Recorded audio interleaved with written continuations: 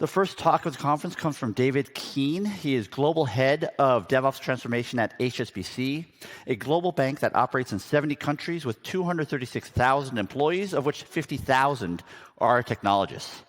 I'm so delighted that David is presenting for a variety of reasons. Certainly one of them is because of the massive scale of which David has influenced the technology practices across his organization, which I suspect will astound you as much as it has astounded me. Another reason is that David attended this conference in 2017, when he saw John Smart present, when he was the head of ways of working at Barclays. And David thought, I want to be able to get to the point where we can share our story too. So I'm so delighted that 6 years later, David is here to share his story with us. So here's David. Thank you.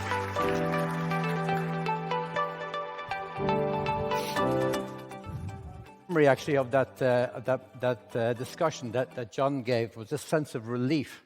You know, my God, we're not alone here. There was somebody else experiencing what it's like to attempt to do a transformation in a big, old, traditional kind of bank, and it was a relief to understand that there's other people with the same struggles. So I work for HSBC. I'm sure many of you know HSBC, the brand. If you don't, big, old, traditional bank. It's about 160 years old, present in 70 or so countries. I remember when I joined about 12 years ago, I was lucky enough to be invited to an open forum like this. The newly minted CEO at the time of HSBC, Stuart Gulliver, was giving a talk. And there's one line from that really has stuck with me down through the years. He said, he's often asked, HSBC, to Hong Kong Shanghai Banking Corporation, headquartered in London, is it a Chinese bank or is it an English bank? His answer was, well, it's neither. It's a Scottish bank. And with apologies to any of my Scottish friends out there, his reasons were, we're tight with money. I can confirm that from personal experience. 2, we're deeply conservative. But 3, we endure. And so he saw those as characteristics of HSBC. And I think it was probably the best introduction to the culture of the place that anyone could get. And I hope it gives you some idea of what it's like trying to do a transformation, some of the challenges that you're going to come across. As Jean was saying in the introduction, it's a large bank. You know, I think there's 50 countries in the world that have a smaller population than HSBC has staff numbers. We're regulated in all the countries, so that's 70 regulators. We have 3 different business lines. You know, we have an investment bank, we have a commercial bank, and we have retail and wealth bank. So all these things lead to great complexity and maybe don't lend themselves easily to a transformation of this sort. So my own journey, my own DevOps journey started in 2014 by a printer. You remember those things when we used to go to meetings and you had to print everything out before you went? We don't do that so much anymore. But I was based in the UK at this time, and I was running a large part of IT operations for the investment bank, as well as doing some of the some transformation activities. And the printer, as it happened, was next to a colleague of mine, Peter Towns, who was leading the charge really on all things agile ways of working within the FX department. And just as I got to the printer, our CIO rocked up, Richard Herbert, and he kind of colored myself and Peter. And he said, hey guys, what do you think about this DevOps thing that Gene Kim has just invented, you know? Fortunately, Peter was more clued in than me, and he was able to give some fairly convincing answers.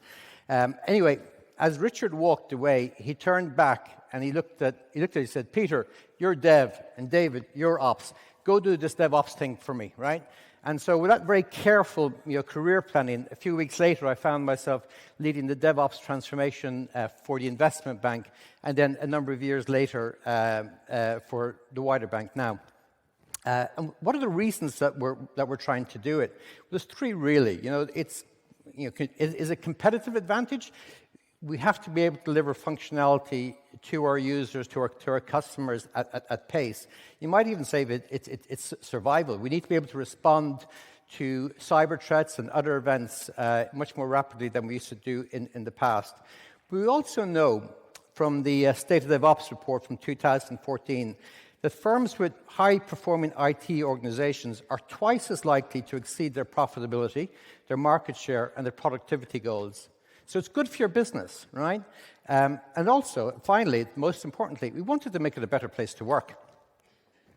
So how did we go about that? Now, this is not a 13-year transformation plan. That would be a bit brave. So don't take this back to your management, to your board of directors, and say, I have a plan for 2036. This is more a look back at the things that, the main events over the last 10 or so years. So where did we start? Small group of innovators. They taught us the art of the possible, right? With all the headwinds that you have in HSBC or an org like this, they showed us what you could do. We landed on a strategy, somewhat inspired by Accelerate, but it was based on and focused on speed of delivery.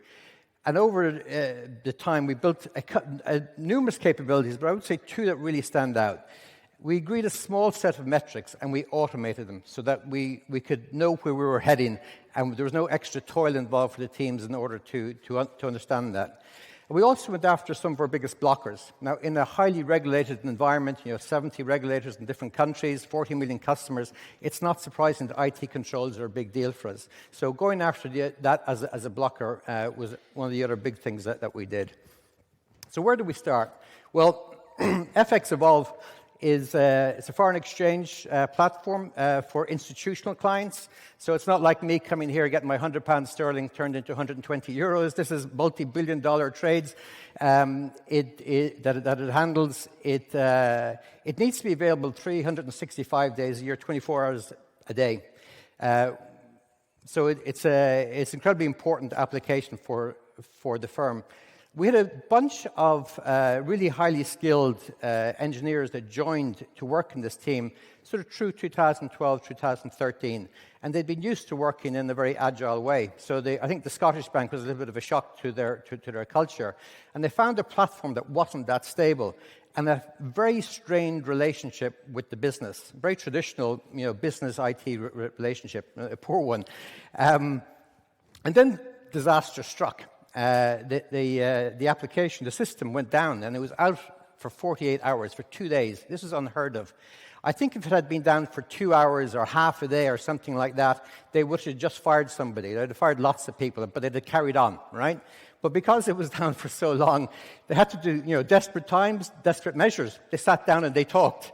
And they decided, the business and IT, they decided that they couldn't continue to operate in the way that they had in the past. Something had to change. So from an IT perspective, they started doing a bunch of things, but they included things like, they looked at their structure. They were very traditionally structured, lots of silos. They had a dev team, they had a support team, they had a testing team, they had a bunch of BAs and the rest of it. And over time, but pretty quickly, they decided to get rid of all of that. So everybody had to carry the pager. Everybody, right? Everybody did deployments. BAs learned how to deployments, management. And if you didn't like that, you were thanked for your service, but encouraged to go somewhere else, right? From a business perspective, the role of a business product owner really started to become, much more pronounced in that group. So the culture changed in that organization, in that group, quite a big change in the culture, noticeable. And they decided amongst them that what they had to do was one thing they needed to focus on was to release more frequently into production. They used to do it at that time, maybe once a month, right? And they challenged themselves to do it once every 2 weeks, then once a week, right? If you met that team now, they release into production 100 times or more a day, right? And they do it 365 days a year if they want to. They typically don't, right? But they don't do it at the weekends. And if you were to walk into a meeting with IT in the business, you would really struggle to tell which was which, right? The empathy levels between two teams are such that it would be really, really hard to tell. Now, for me, I was a bit nervous about this, I have to admit. The idea was we needed to go faster, and that was going to improve production. I don't know what the worst day of my career was, but I'm pretty sure it was a Monday. For somebody who's worked in operations for a large part of their career, you're familiar with all these complex releases that have taken months to prepare. and have been greatly tested, going into production on a Friday, and then you discover on Monday, well, maybe it wasn't so great. So the idea that this very direct correlation that I'd seen and understood all of my career, more change equals more failure.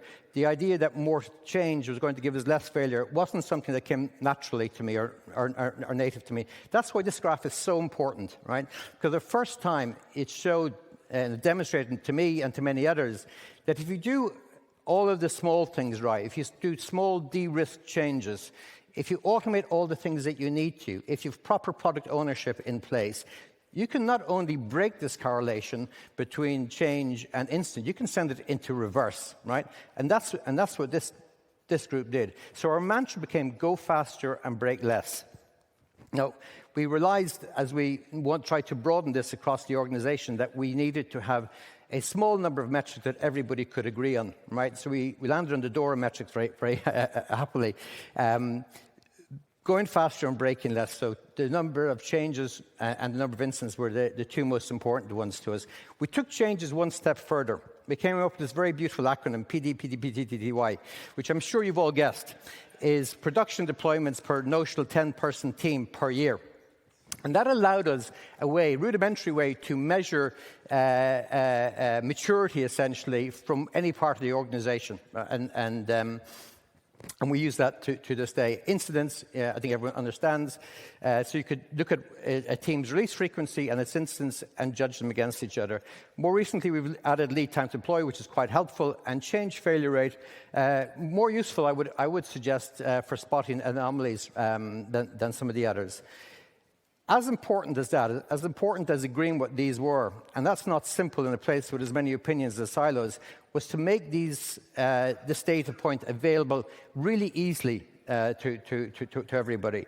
So today, we've got 5,000 pods in HSBC, 50,000 people, so roughly 5,000 pods. For every pod, we can look at these numbers, right? And everybody can see it entirely transparently. So from a pod all the way up to enterprise, we can tell how people are going. So we needed to move on to the investment bank. So our next task, if you like, was how do you grow from that small idea of one team to a whole department? So there's one application to 1,000 applications, 100 people to 6,000 people. Leadership really was a game changer. So we knew the mantra. We knew that go faster, break less was the idea to sell to people. We've proven that. But we got lots of pushback. You know, there was lots of excuses. It's hard. I've got legacy systems. My business don't understand. It's going to rain tomorrow. Whatever it was, right? There was lots of excuses. So we sharpened down on the go faster, break less, and we made it double and half. You need to double your releases and half your number of instances every year, each year and every year. We got that message out. Now, we told people that there was a few caveats that came with that, and they're kind of important. If you're in charge of like a service line, a department, you might have 50 systems, you might have 100 systems. We didn't dictate that you needed to double them all. If you needed to quadruple one and flatline another, that was perfectly fine with us. You needed to outcome for your entire organization of double and half. Really importantly also, it was multi-year. First year, people are used to fads. You know, business say, the management say you have to do this year, but next year they'll have forgotten that they've moved on. We're in year 6 of this in the investment bank. So people realizing this wasn't the fad that was going to stay was a very important thing. And finally, it's an OKR and not a target. And that's really important because you want people to be ambitious. Doubling is ambitious. Going up by 10% doesn't change the dial. Anybody that can change by 10% by working a little bit harder or cutting something out, if you double and you do that every year, you have to tackle the hard architectural issues or whatever else it is. So having that ambition was really, really key. This is a quote from one of our business leaders. In the investment bank, they're big supporters. Such big supporters, they think they invented this now, and we like to let them believe that. But there's a story, I think, that maybe illustrates this a little bit better. Giles and some of his team were visiting a shipping client in Asia, I think in Thailand. And just as they were leaving, one of the guys says to them, he said, you know what? I'd love if I could cut and paste that thing and stick it into my spreadsheet over here. That would really, really help me. And he didn't expect the answer. And the answer was, yeah, we'll do that and you'll have it tomorrow. And we did. We delivered it the next day. And that's a really small thing. But we compete on two things, really, with all of our clients. One is our price point, our fees. And the other one is our client relationship. That client wrote back to us the next day. He says, I'm stunned. I expected I'd ask for this, and you'd say, well, we'll add it to the backlog, and if lots of other people like it, we'll do it next year in version 20.x. But to turn it around the next day, I'm stunned, So look, we don't have to work that hard with that client anymore. He's stickier. He's going to do more business with us. And so we've delighted our customer. It's a really simple story, but I think it tells the difference that this can make for our business. So having done the IB, we had to get on to do the entire bank. So now we're moving to 8,500 applications and 50,000 people, right? So we know our mantra, we know our go faster, break less, we know our double and a half. We went back, there's 9 different CIOs across the bank, all across their own departments. And we had the same thing, we can't do it here because, the business don't like it, or we're not the investment bank, the business aren't as they're more risk averse, and the weather, and all the usual things, right? And the first year, 2022, was the first time we got all of the CIOs to agree to a target, not an OKR, that they would increase release frequency by 10%, right? And we pushed all the other things out, the metrics and the other enablers that we'd given them. And they surprised themselves. They hit 40%, right? And guess what? In 2023, we're going to double and a half, or double and a half is the mantra for everybody. But if you're trying to change an organization this size, you have to change the culture, and so you have to appeal to the 50,000 people that we have as engineers. And so in the program that I'm running, we really treated the engineers as our customers, right? So putting feedback loops in with our customers was key. And we listened to what their biggest bugbears were. And for us, it was the IT controls. So we went after that big time, right? We looked at the intersection of where you had the highest number of releases and the simplest control story. And we found this journey, which was the journey that we were trying to push them towards anyway. A simple software release that only had to do 4 controls in order to get out into production.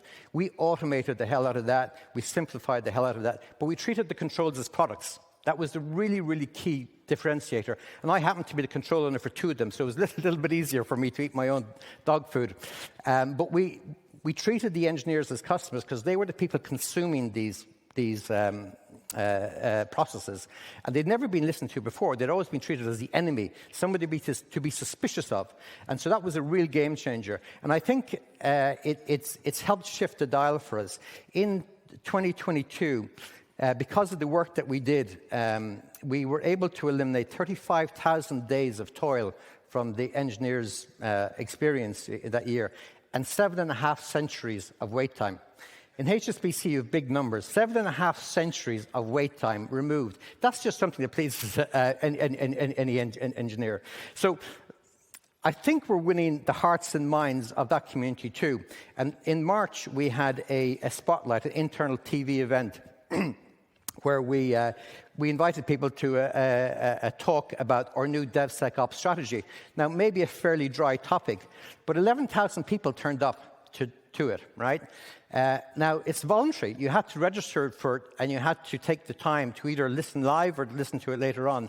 And I can only think that they were doing that because there was something in it for them, right? And what was the next thing? What was the next thing that was going to save them time and money? So our group CIO, he recognizes this change. And again, referring back to the DevOps report from 2014, we showed that there's a close correlation between organizations that went faster and those that were more profitable. So we've proved that at a small scale for Evolve. We've proved it at a medium scale, if you like, for the investment bank. And what we're doing now is trying to prove it for the enterprise. So that's where we've gotten to. We've learned a lot along the way. I don't have time to list all the things that we didn't do so well. What would I say that did work well? Transform from within. Get outside advice. Get help, absolutely. But your teams must know they have to do this for themselves. Have a simple set of metrics, a simple message, doubled in half. If you have to communicate with large people across multiple different countries, you can't get to them all. You've got to tell them that. Leadership is key. The experience with moving to product from project is important.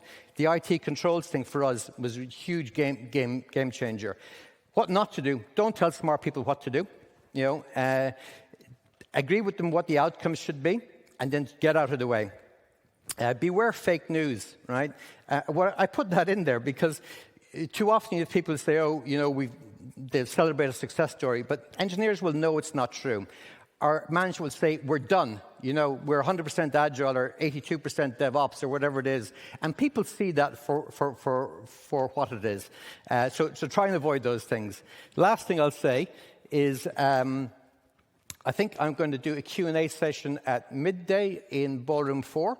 If anybody has any further questions, I'm happy to take them. I have a few questions of my own, be warned. So I'd love some help around how you do tech for tech funding, and also moving from correlation to causation for ROI in a heterogeneous environment. That would be something that I would personally like some help on. Gene, thank you all very much. All right.